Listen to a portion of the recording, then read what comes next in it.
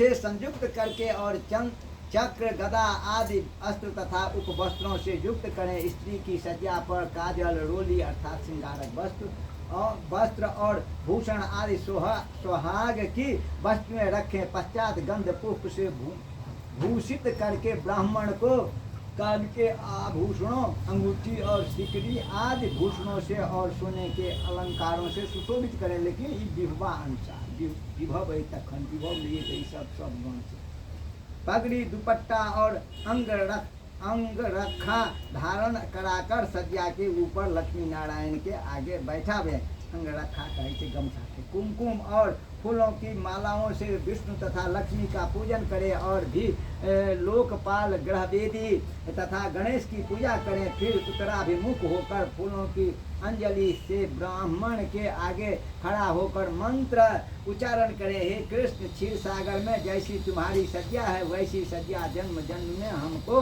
प्राप्त हो। इस प्रकार पुष्पांजलि को ब्राह्मण पर और विष्णु की प्रतिमा पर छोड़ें और पश्चात सामग्री सहित उक्त सज्जा को संकल्प पूर्वक ब्राह्मण को दान करें। ये अपनो समय हो, लेकिन अपना समय का दिन हो आ छपड़ा में दुआ शादी। व्रत के उपदेश करने वाले ब्रह्मवादी गुरु को सज्जा दान करते समय ऐसा कहे कि हे ब्राह्मण, इसको ग्रहण कीजिए, आपको कौन दे सकता है। ऐसे कहकर देवे सज्जा पर बैठे हुए विष्णु ब्राह्मण और लक्ष्मी आदि को हिला करके प्रदक्षिणा पूर्वक नमस्कार कर विसर्जन करे। त्या से कहल जाए सब चीज के दान करूँ तो स्पर्श करूँ। सब सामग्री युक्त अति सुंदर सज्जा में सुख पूर्वक शयन करने के लिए वैभव हो तो घर का भी दान करें। जीता हुआ पुरुष अपने हाथ से सज्जा दान करता है तो जीते जी ही पर्व पर उसको विखोत्सर्ग भी करना चाहिए। यह सज्जा एक से अतिरिक्त ब्राह्मण को नहीं देनी चाहिए। सज्जा बहुतों को देने से अथवा बेचने से देने वाला नरक में पड़ता है। त्या वो एक ही गोटे के दान किया जाए दिन का दियन वो छिन्न भिन्न नहीं किया जाए। योग ब्राह्मण को सज्जा दान करने से वांछित फल मिलता है। दाता का पिता और पुत्र परलोक तथा इस लोक में प्रसन्न होते हैं। सज्जा दान के प्रभाव से सुंदर दिव्य इंद्र भवन में और जमपुरी में सुख से रहता है, इसमें संदेह नहीं है। सुंदर विमान में बैठकर अप्सराओं के सहित महाप्रलय पर्यंत आनंद सहित वास करता है। सब तीर्थ में और सब पर्वों में जो पुण्य होता है उससे अधिक पुण्य सज्जादान करने से प्राप्त होता है। पुत्र, इस प्रकार सज्जादान करके पददान करें। उसकी विधि मुझसे सुनो, मैं तुमसे कहता हूँ। ये छे उपादान कहबै छी। छाता, जूता, वस्त्र, अंगूठी, कमंडलू जे लोटा, आसन, पंचपात्र जे पूजा करे वाला जिसमें जल रखी छी, ये वस्तुएं पददान में दी जाती है जो 5 प्रकार के कहा गया है। इन वस्तुओं के साथ दंड, तांबे के पात्र, आमान्य जिनमें की अधिक से अधिक जल होते, भोजन, यज्ञोपवीत देने से पददान संपूर्ण होता है। इस प्रकार 12वें दिन यथाशक्ति 13 पददान 13 ब्राह्मणों को देवें। इस पददान से धार्मिक पुरुष सदगति पाता है और जो जममार्ग में गए हैं उनको भी यह पददान सुख देने वाला है। जममार्ग में निश्चय बड़ा उष्ण घाम होता है, उससे मनुष्य जलते हैं। उनके लिए छाता दान करने से उनके मस्तक पर सुंदर छाया रहती है। आप जे जकर दान की तकर से विधान अथी कहे काज क्यों देला समदा कत काज हो मृतक के। जो जूते का दान करता है वह अत्यंत सुखपूर्ण जममार्ग में घोड़े पर चढ़कर जाता है। हे गरुड़, वहाँ शीत, उष्ण और वायु से घोर दुख मिलता है, परंतु वस्त्र दान के प्रभाव से मार्ग में सुख से चला जाता है। जमदूत भयंकर और कृष्ण पिंगल वर्ण के होते हैं। कृष्ण तो बुझते छिया पिंगल कहल जाए आकाश वर्ण के। ये मुंद्रिका दान करने वाले को मार्ग में पीड़ा नहीं देते हैं। मुंद्रिका भेल अंगूठी, कमंडलू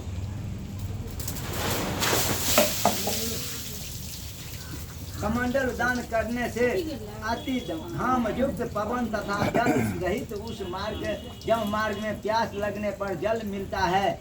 मरे हुए जीव के लिए जो तांबे का जलपात्र दान करता है उसे 1000 प्याऊ लगाने का फल मिलता है प्याऊ कहल जाइ छै जे बैसाख में जे अथी दिन संक्रांति दिन जे तुलसी पर अहाँ टंगै छी तकरा तऽ तांबा के जलपात्र अगर दान कयल जाइ छै तऽ एकटा में 1000 के समान जे छै फल भेटै छै। मृतक के लिए ब्राह्मण के लिए आसन और भोजन देने से जब मार्ग में धीरे धीरे जाता हुआ प्राणी मार्ग व्यय पाता है जिसे सुख से खाता है। इस प्रकार सपिंडन के दिन विधि से दान देकर बहुत से ब्राह्मणों को भोजन कराए और चांडाल आदि को भी भोजन दें। तो चांडाल पहले डूम अबै छलै, आब एकदम नहीं अबै छै। सपिंडन के उपरांत और वर्ष के भीतर प्रत्येक मास में पिंड सहित कुंभदान करना चाहिए। वह कुंभदान जे छै से मासिक अपना सब जे छै से छाया कहै छै। गरुड़ प्रेत कार्य के बिना अन्य किए हुए कार्य नहीं करना चाहिए। प्रेत की अक्षय तृप्ति के लिए पुनः पुनः पिंडदान करें तो पुनः पुनः वार्षिक पिंडदान हो वर्षे वर्षे जावत करता स्वस्थ रहन तावत चाहिए वार्षिक श्राद्ध करें, लेकिन 5 टका को बहुत लोग छोड़ियो दे छथिन। अतः मासिक और वार्षिक तथा विशेष मरने पर पाक्षिक श्राद्ध रूप से कहूँगा। पूर्णमासी को जो मरा है उसकी चतुर्थी पाक्षिक श्राद्ध तिथि है, जो वो जाकर पिंडदान अथी में जे छै वार्षिक श्राद्ध के बाद वो तिथि जहन अबै छै तऽ पितृपक्ष में जे छै से हुनका देल जाइ छै, यह पाक्षिक श्राद्ध छियै। उसकी रिक्ता चतुर्दशी पाक्षिक श्राद्ध तिथि है। इस प्रकार 20वें दिन पाक्षिक श्राद्ध करें। जब एक ही महीने में 2 संक्रांति हो तब दोनों महीनों का श्राद्ध मलमास में करना चाहिए। एक मास में 2टा संक्रांति होइ छै, जे बेर मलमास पड़ै छै तै बेर 2टा संक्रांति होइ छै एके मास में। एहि दुआरे जे मलमास आइ संक्रांति भऽ जेतै काल्हि ओतै, आ आइ मलमास खत्म हेतै तऽ काल्हि संक्रांति हेतै, एके मास में 2टा संक्रांति होइ छै। एक महीने में यदि 2 महीने हो जाए तो वही पक्ष वही तिथियाँ जाननी चाहिए, लेकिन हुनकर कर्म जे छै से ओहि महीना में एकटा बढ़ि जेतनि। जे महीना में जे छै मलमास आबि तिथि वएह रहतै, लेकिन एकटा बढ़ि जेतै। जो तिथि के पहले आधे भाग में मृत्यु हुई हो तो पूर्व का मास, और दूसरे आधे भाग में मृत्यु हुई हो तो उसके आगे का मास जानिए। इस प्रकार पंडितों को मलमास में विचार करना चाहिए। इस वजह से मलमासक विचार हो गया। हे गरुड़, संक्रांति रहित महीने मलमास में सपिंडीकरण करना चाहिए। वैसे ही मासिक श्राद्ध और वार्षिक श्राद्ध भी पूर्व के मास में ही करना चाहिए। तो श्राद्ध और पहिल बरखी मलमास में होइ छै, लेकिन दोसर बरखी जे छै से ओ तिथि जहन शुद्ध मास के अबै छै ताहिमे होइ छै। दोसर बरखी जे छै से मलमास वाला तिथि होइ छै। वर्ष के मध्य में यदि अधिक मास हो तो प्रेत की वार्षिक क्रिया 13वें महीने में करनी चाहिए। संक्रांति रहित महीने में पिंडदान नहीं करना चाहिए और संक्रांति युक्त महीने में पिंडदान करना चाहिए। ऐसे दोनों महीनों में प्रतिवर्ष श्राद्ध करना चाहिए। इस प्रकार संवत्सर के पूर्ण होने पर वार्षिक श्राद्ध करें, उसमें विशेषकर ब्राह्मण भोजन कराना समुचित है। संवत्सर के उपरांत श्राद्ध में 3 पिंड सदा करना चाहिए। एकोदिष्ट न करने वाला पुत्र पितृघातक होता है, त्याद्वारे एकोदिष्ट कम से कम 5 अवश्य करें।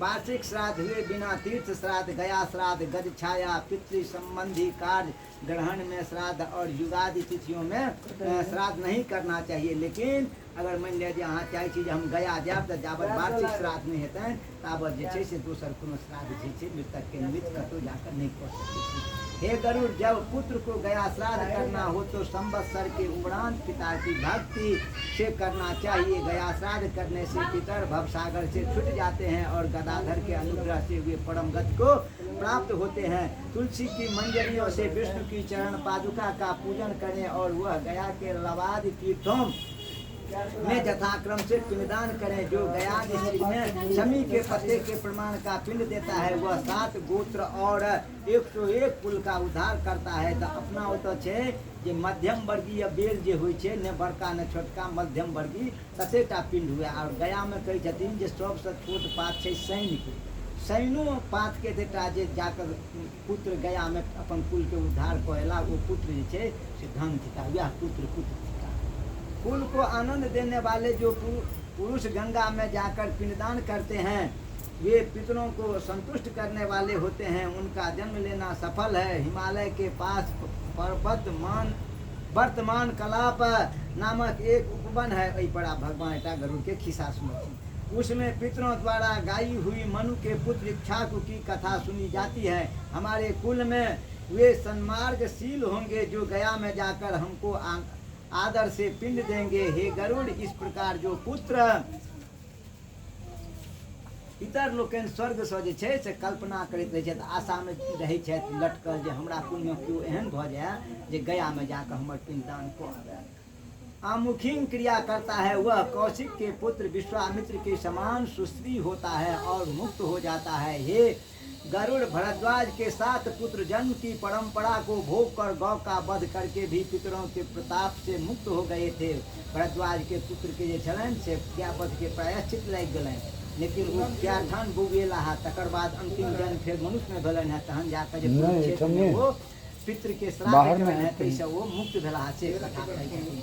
प्रथम 7 व्याध दशार्ण देश में मृग, कालंजर पर्वत में चकवाक, सरद्वीप में और हंस, इस मान सरोवर में वेद के पारंगत ब्राह्मण के पुत्र भी कुरुक्षेत्र में पिता की भक्ति के कारण मुक्त हुए हैं। तहन जे छे कुरुक्षेत्र में ब्राह्मण भऽ कऽ जन्म लेला में पितृभक्त कलन है तो मुक्त भेला है।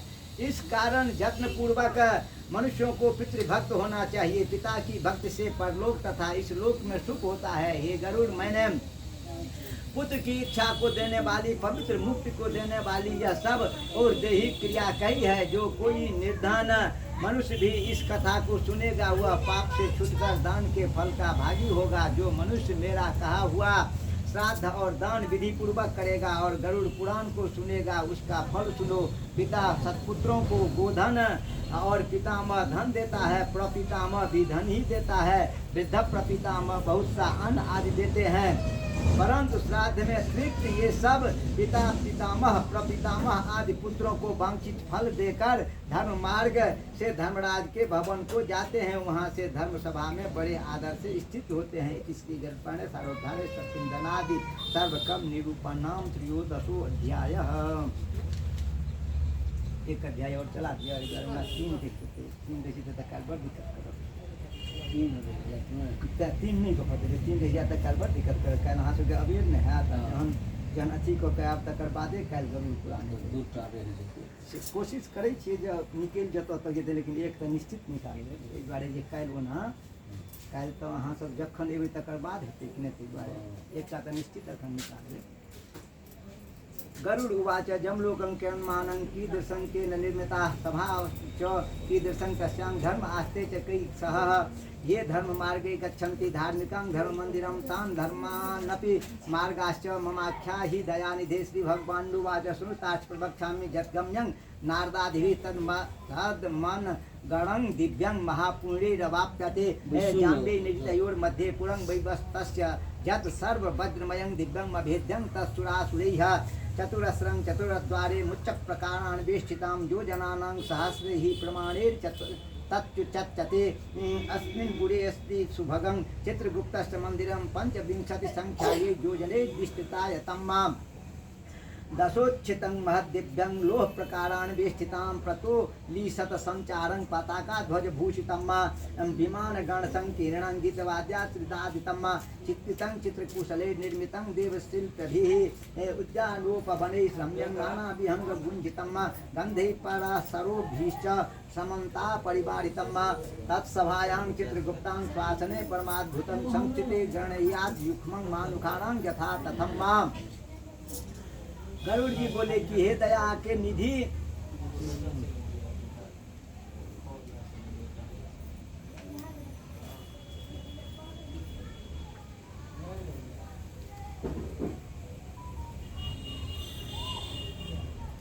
गरुड़ जी बोले कि हे दया के निधान, भगवान जमलोक कितना बड़ा है, कैसा है, किसने बनाया है, उसकी सभा कैसी है और उसमें धर्मराज किनके साथ बैठते रहते हैं तथा जिन धर्म मार्ग से धर्मात्मा लोग धर्मराज के मंदिर को जाते हैं उन धर्मों तथा मार्ग को मुझसे कहिए। श्री भगवान कहते हैं कि हे गरुड़ सुनो, जो नारद आदि ऋषियों से जानने योग्य है वह सुंदर धर्मराज का नगर बड़े पुण्यों से मिलता है। दक्षिण और नैऋत्य के बीच में जो वैवस्वत धर्मराज का पुर है वह सब वज्र का बना है, जिसको देवता और असुर भी भेद नहीं कर सकते हैं। वह चौकोण है, उसके 4 दरवाजे हैं, ऊंचे ऊंचे परकोटों 4 दिवाली से घिरा है और उसका प्रमाण 1000 योजन 4000 कोष का कहा जाता है। या जैसे धर्मराज जतऽ बैसै छथि तकर चर्चलिया जे वएह जे छै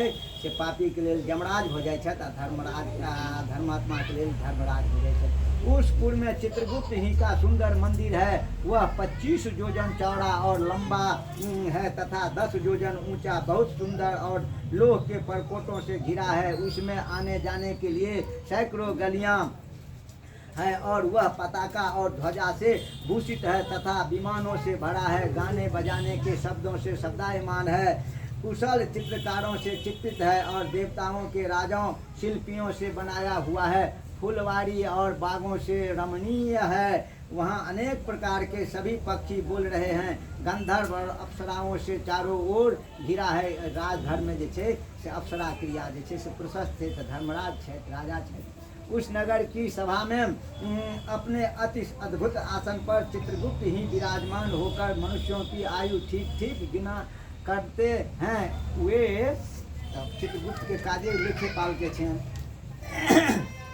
चित्रगुप्त जी पुण्य और पाप के लिखने में कभी नहीं भूलते हैं। जैसा शुभ या अशुभ कर्म इकट्ठा किया है वही सब चित्रगुप्त की आज्ञा से भोगना पड़ता है। चित्रगुप्त जी के स्थान से पूर्व की ओर ज्वर का घर है और जतेक हमरा यहाँ के रोग इस शरीर में सब चित्रगुप्त के अगल बगल में घर बनने छे तकर चर्चा करै छै।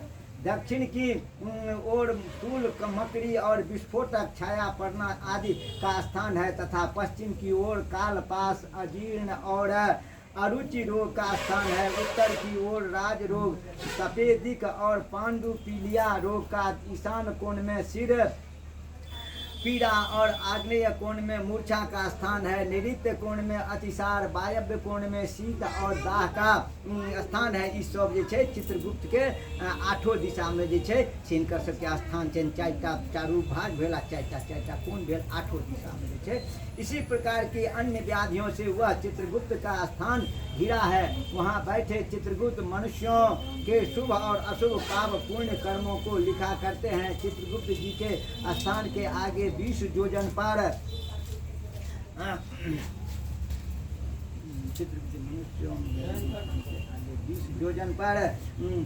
पुर के बीच में दिव्य रत्नमय और बिजली की ज्वाला तथा सूर्य की सी कांति वाला धर्मराज का बहुत सुंदर मंदिर है। 20 योजन पर दोनों के दूरी है।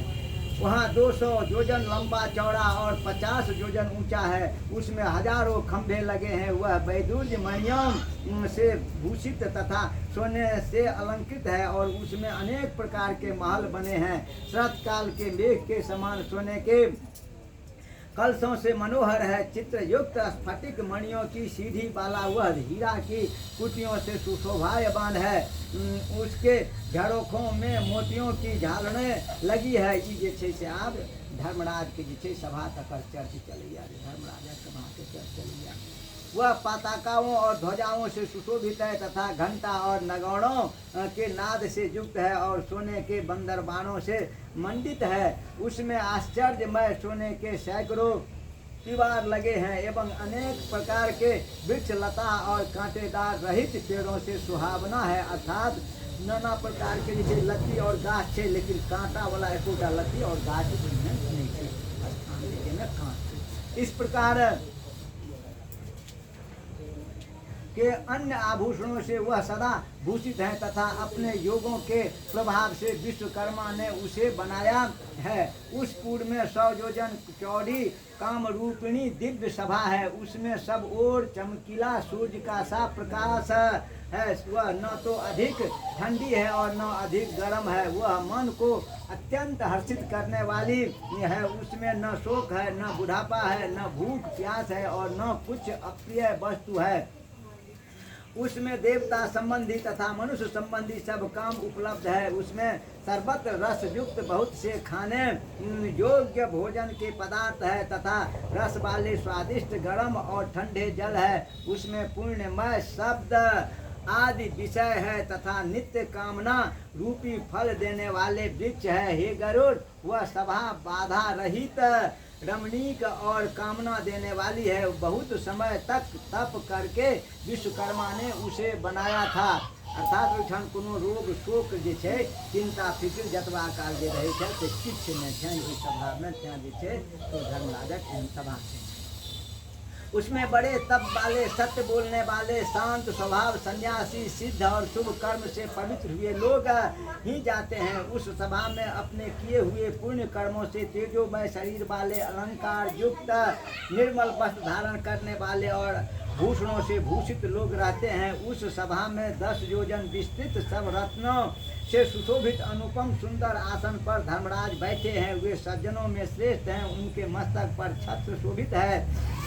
वे श्रीमान कुंडलों से अलंकृत और बड़े मुकुट से सुशोभित हैं। सब प्रकार के अलंकारों से युक्त नीले मेघ के समान कांति वाले हुनकर जे छनि से शरीर के जे अथी छै रंग तकर चर्च करै छथि हैं। हाथ में सुंदर पंखा लिए हुए अप्सराएं उनको झल रही है तथा गंधर्वों के समूह और अप्सराओं के गण गीत बाजा और नृत्य आदि से चारों ओर उनकी सेवा करते हैं। राजधर्म में जे छै नृत्य जे छै सर्वोपरि मानल गेल छै। एवं हाथ में पास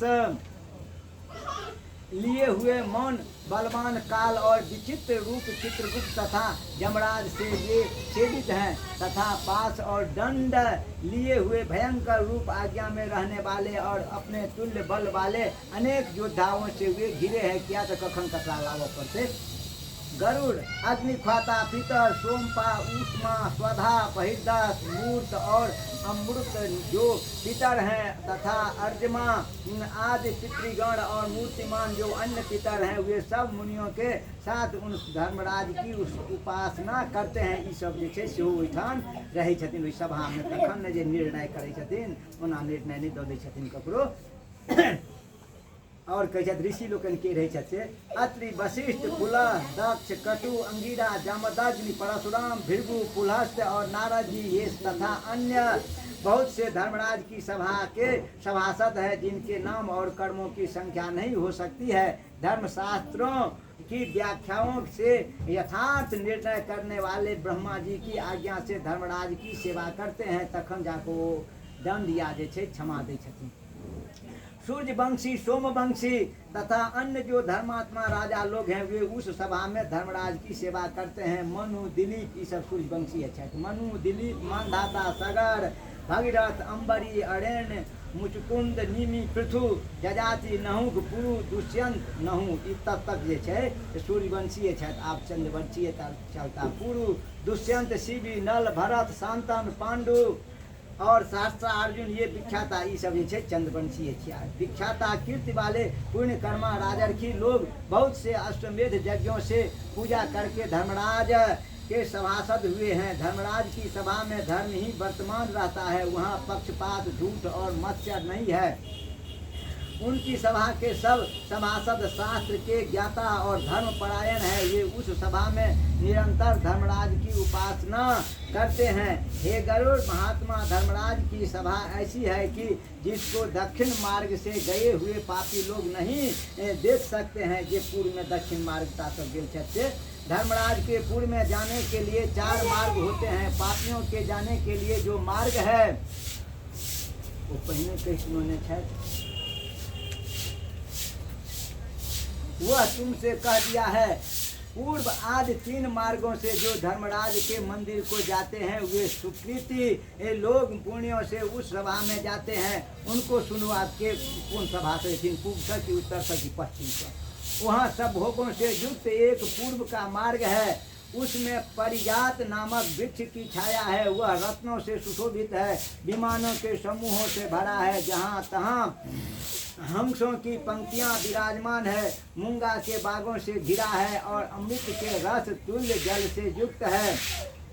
उसी पूर्व मार्ग से ब्रह्मर्षि लोग, पुण्यवान निर्मल राजर्षि लोग, अप्सराओं के समूह, गंधर्व, विद्याधर और बड़े वो पानी गिराना है वो आ गए आदि सब जाते हैं। फिर कखनो तथा और जो देवताओं की आराधना करने वाले, शिव जी की भक्ति करने वाले, गर्मी में पनशाला लगाने वाले, अर्थात गर्म में जो ककरो निरर्थक बिना स्वार्थ के जल पियल है या ओकरा सम्मान से रखलो है, माघ में लकड़ी देने वाले तथा वर्षा ऋतु में जो विरक्त लोगों को दान मान से आश्रय देने वाले और दुखियों को मीठे वचन कहकर आश्रय देने वाले हैं ये लोग, और जो सत्य तथा धर्म में रत हैं और क्रोध तथा लोभ से रहित है एवं पिता माता के भक्त और गुरु की सेवा करने वाले, भूमि, घर, गौ और विद्या को दान करने वाले, पुराण के बांटने वाले और सुनने वाले तथा सप्ताह आदि पारायण